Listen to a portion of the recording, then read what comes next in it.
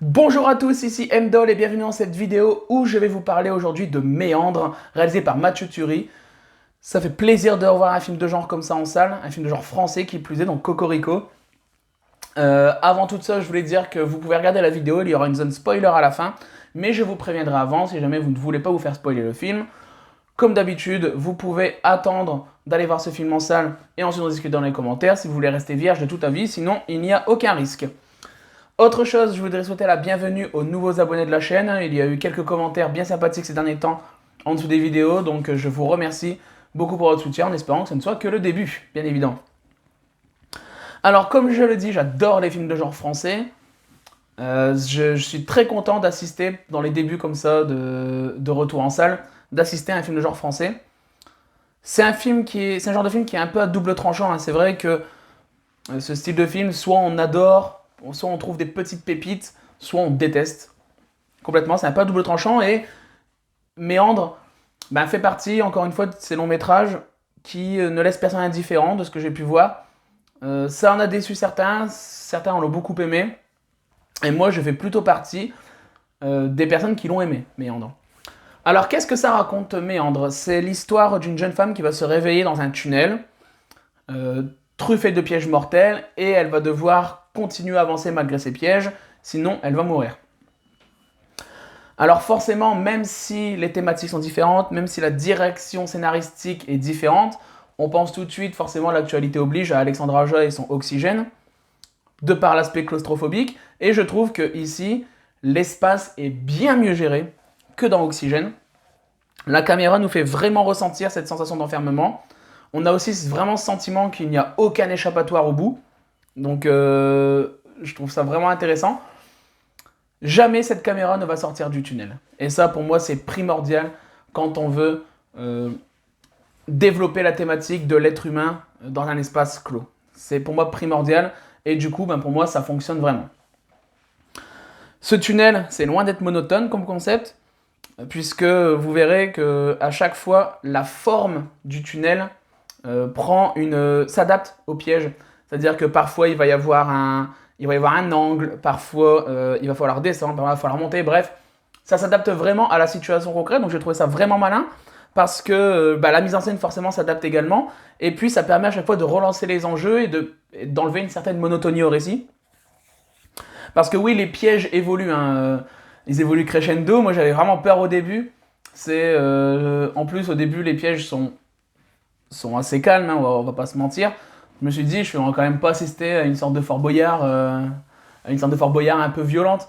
Eh ben non, complètement pas. Les pièges évoluent, c'est de plus en plus violent, et l'évolution visuelle se fait également, hein. On n'oublie pas comme ça de nous apporter une photographie assez intéressante, je trouve, dans ce film. C'est un film qui va forcément jouer sur les souffrances physiques, bien évidemment, mais on n'oublie pas la souffrance psychologique dans ce récit. Et donc ça, j'ai trouvé ça vraiment intéressant, parce qu'on aurait pu tout simplement avoir un nouveau torture porn à la Hostel ou à l'assaut, et là, que nenni. La souffrance psychologique fait également partie des différents pièges, et vous le verrez à certains moments du récit, et j'ai trouvé que c'était les scènes peut-être les plus poignantes du récit. C'est un film qui prend clairement la direction du métaphysique. Hein, c'est pas juste du simple divertissement, c'est un film qui prend vraiment le parti pris de développer un point de vue métaphorique. Et j'aime beaucoup comme ça quand le cinéma de genre, le cinéma d'horreur nous apporte une idée, un point de vue, une réflexion. Ici, on a des thématiques que je développerai dans la partie spoiler plutôt, mais forcément, c'est un lien avec la vie, hein, tout simplement. Mais je développe dans la partie spoiler, sinon je vais un peu m'égarer. Après, voilà, ce n'est pas le film de genre parfait, hein, c'est un film qui est loin d'être inoubliable. Il y a énormément de références, je trouve, au film. Alors j'ai pensé, forcément, dans le côté piège mortel, j'ai pensé à Cube, film culte des années 90 je crois. J'ai également pensé forcément à Saw, notamment le premier, cet aspect piège mortel. Par contre, j'ai beaucoup aimé le fait que le scénario ne prenne pas la direction de ce psychopathe qui veut faire réfléchir sur la vie, un peu comme dans Saw. J'avais un peu peur de ça, et non, Mathieu Turi parvient vraiment à singulariser son œuvre à travers ces thématiques. Il y a un aspect un peu Tomb Raider, hein, même dans la psychologie du personnage principal. Il y a un peu ce côté un peu jeu vidéo, je trouve, passer d'un piège à un autre, un indice. Donc c'est assez ludique. Les personnes qui jouent aux jeux vidéo, ce qui n'est pas forcément mon cas, mais vont forcément s'y retrouver. Il y a même eu, et ça je vais pas le développer sinon je vais vous gâcher la surprise, mais il y a un côté également Alien, toute proportion gardée bien évidemment, Alien c'est un chef-d'œuvre, mais des petites références à Alien ou même à The Descent, qui est un excellent film de genre également. Alors donc il y a beaucoup de références, donc ça fait plaisir. Quelqu'un qui connaît comme moi un peu le cinéma d'horreur, on va forcément capter les références, donc c'est vachement agréable, mais par contre, effectivement, ça ne magnifie pas ces références. La fin du film, donc j'en reparlerai un peu dans la partie spoiler, mais je la trouve très cohérente. C'est malgré tout un peu explicatif sur sa dernière scène. Comme je dis, ça part du principe, ça part d'un point de vue métaphorique, métaphysique, et pour moi, quand il faut partir dans cette voie-là, il faut l'assumer à 100%. Et le fait de l'expliquer un petit peu, ben, ça nous fait sortir un peu de ce côté méta. Pour moi, il faut assumer à 100% le fait de vouloir un peu être obscur et de laisser quelques personnes sur le carreau.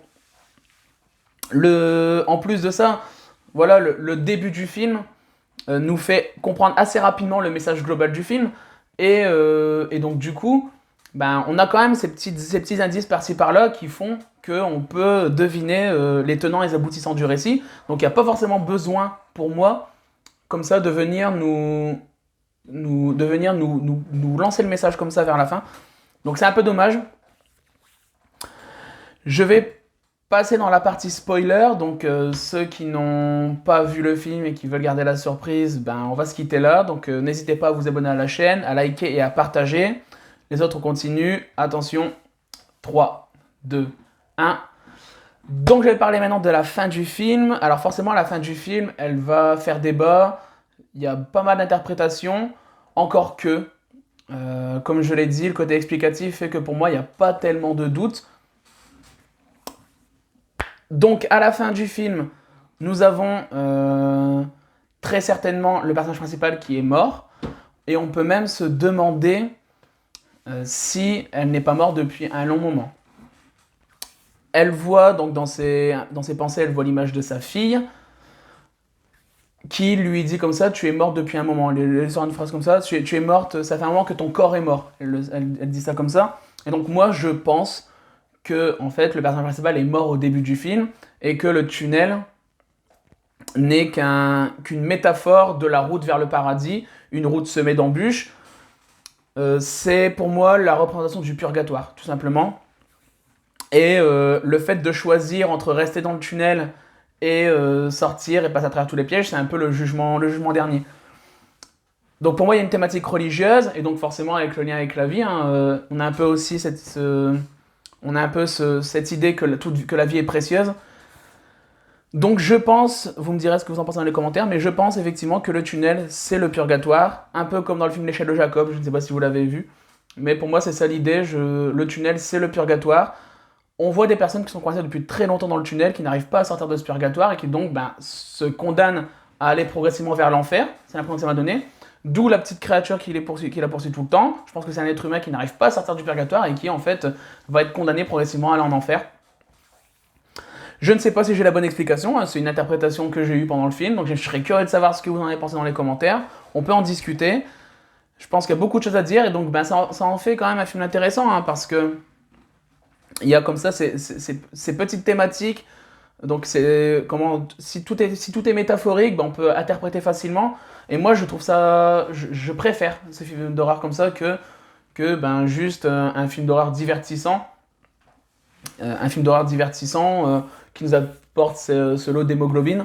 Non, ici je trouve qu'il y a vraiment ce côté méta qui est intéressant. Et puis, comme je disais tout à l'heure dans la vidéo, j'avais peur qu'on ait une sorte de... Parce que j'avais compris dès le départ, en fait, hein, que le message, c'était aussi une ode à la vie, en quelque sorte. Et j'avais peur d'avoir un personnage à l'assaut qui capture pour donner une leçon de vie, une leçon de morale, en quelque sorte.